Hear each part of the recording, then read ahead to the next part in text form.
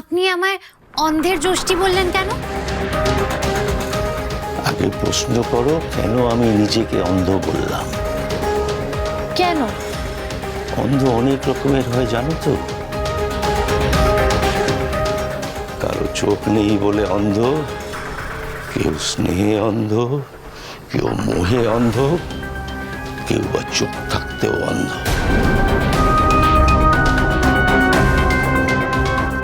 আর আমি অন্ধ সেজে আছি কতকাল। কে ভালো কে মন্দ সব দেখতে পাই,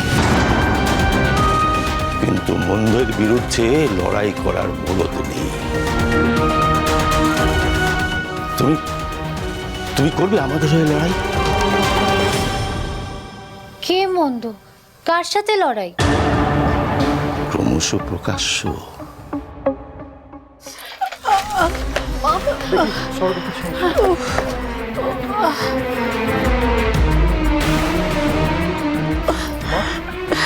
চলে যাও, তোমরা চলে যাও, তোমরা সবাই চলে যাও, চলে যাও। দাদু ভাই কই? দাদু ভাই, দাদু ভাই কোথায়? দাদু ভাই, দাদু ভাই কই? মা আমি বলছি না না শোনো না, এখন আর কথা না বাড়ানোই ভালো। মা যখন চাইছেন আমরা চলেই যাই। মায়ের কথা না শুনলে মা যদি আবার উত্তেজিত হয়ে কোনো গন্ডগোল বাঁধিয়ে ফেলেন। না না না শিল্পী মৌলি, চলো ঠাকুরজি এসো। মা আমি থাকি মা। না না না, চলে যাও, কেউ না, কেউ থাকবে না। যাওয়ার সময় দৌড়টা দিয়ে যেও, আর দাদু ভাই এলে মা, ও মা, তোমার খুব কষ্ট হচ্ছে মা? কি হচ্ছে বলো আমাকে। মাকে এখন আর কথা বলাস না। চলো আমরা সবাই বেরোই, চল চল চল। ও ও মা, মা গো, ও মা গো,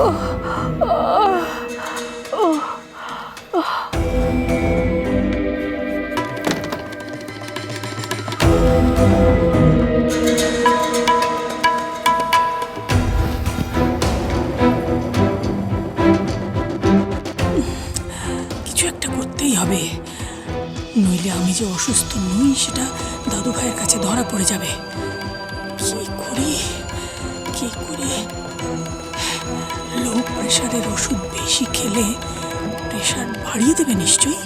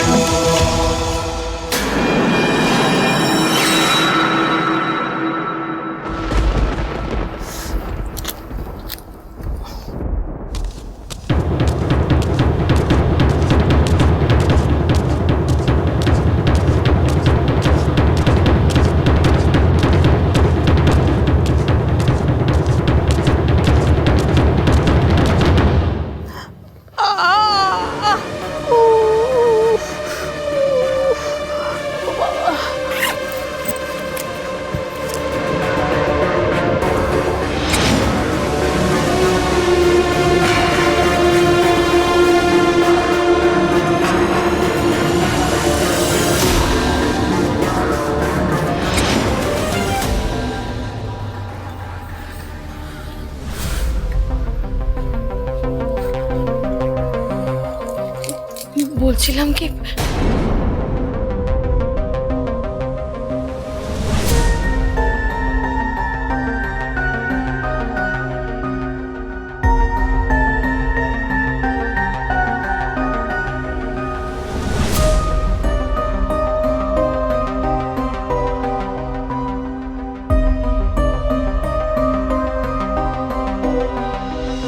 চিনি গেল কোথায়?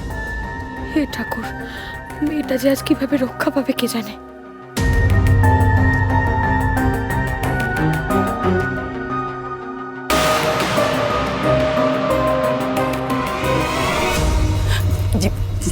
চিনিকে খুঁজছো? সে নিরাপদে আছে, কিন্তু কতক্ষণ নিরাপদে থাকবে সেটা বলতে পারবো না। ঠাকুর যে ডাকলে কেলেঙ্কারি। বাবা, ঠামি ঠিক হয়ে যাবে তো? কি করে জানবো? আমি কি অন্তর্যামী? এই টেনশন আমার আর ভালো লাগছে না। তোমার ভিতরে করছেটা কি বলো? মাকে যদি হসপিটালে শিফট করার দরকার হয় তো ব্যবস্থা করো। আমি যাচ্ছি ভিতরে। এই দাঁড়া, আমিও যাবো, চল।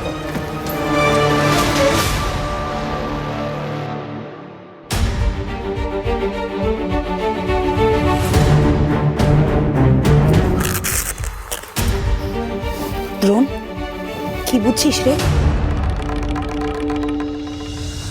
প্রেশারটা খুব বেড়েছে।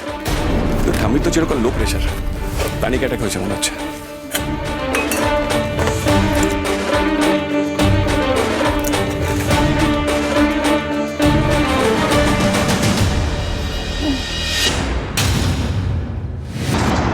কি হলো ঠাম্মি?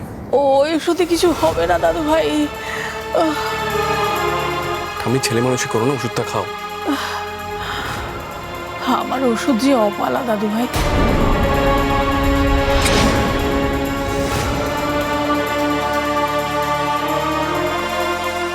ঠাম্মি কি বলছো কি তুমি?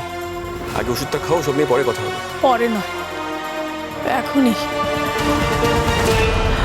ওষুধ আমি খাবো, কিন্তু তুমি কথা দাও অপালাকে আমার নাত বউ করে নিয়ে আসবে।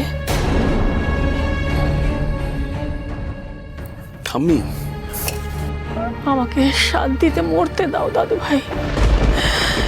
এত অপমানিত হয়ে আমি বেঁচে থাকতে চাই না। আমায় দয়া করো, আমায় দয়া।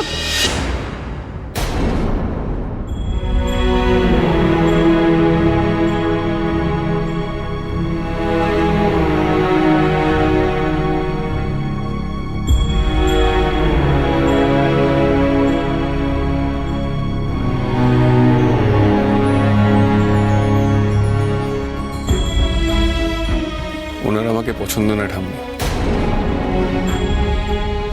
মতে মিলল না আমাদের।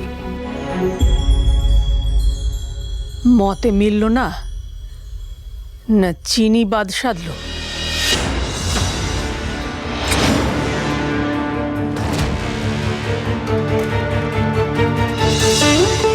ঠাম্মিকে চিনির ফোনের কথাটা বলা যাবে না। ঠাম্মি, চিনির কিন্তু এর মধ্যে কোনো ইনভলভমেন্ট নেই। আমি ভেবেছিলাম ওপরে গিয়ে অপলাকে আগে দাদুর ছবি দেখাবো, দাদুর ছবিতে প্রণাম করে তারপর নিজের ঘর দেখাবো। কিন্তু তোমার ঘর খুলে দেখলাম চিনি আটকা। তখনই অপলা চলে আসে। আমি চিনির সঙ্গে কথা বলছি দেখে অসন্তুষ্ট হয়ে যায়। তুমি প্লিজ ওষুধটা খেয়ে নাও।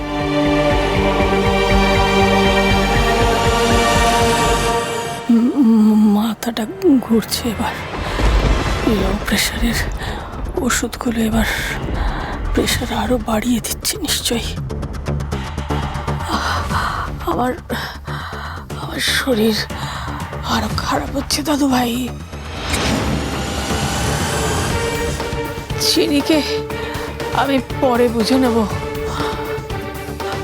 ও তোমার সাথে কথা বলে আটকে না রাখলে এত সব কিছু ঘটতোই না।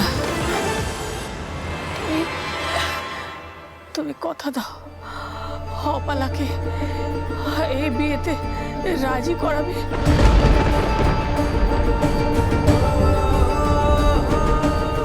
আমি রাজি করাবো? দ্রোণ, দ্রোণ বাবা কথা দে, কিসের অপেক্ষা করছিস তুই? দেখতেই তো পাচ্ছিস মা কেমন করছে। দ্রোণ, ঠাম্মি যা বলছে তাই করো, এখন ভাবার সময় নেই।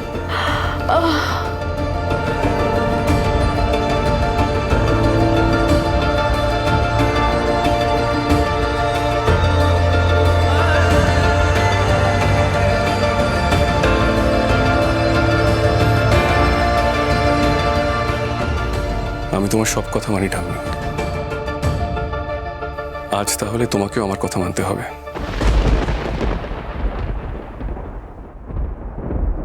আমি অপালাকে রাজি করাবো।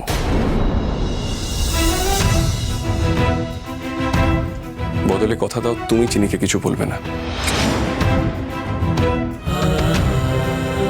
চিনির কোনো দোষ নেই।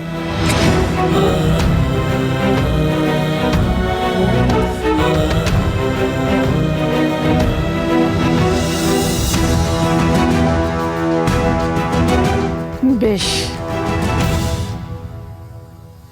কথা দিলাম।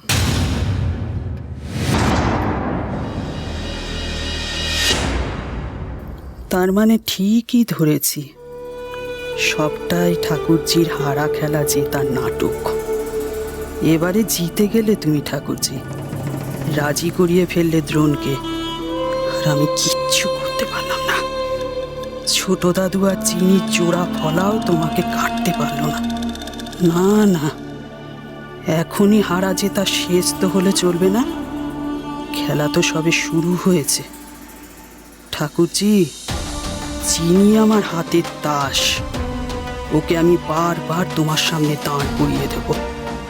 তোমার পথে কাটা হবে চিনি, শেষ খেলায় তো তোমায় হারতেই হবে, নইলে আর উপরওয়ালা ন্যায় বিচার কিসের? মন যে বলে চিনি চিনি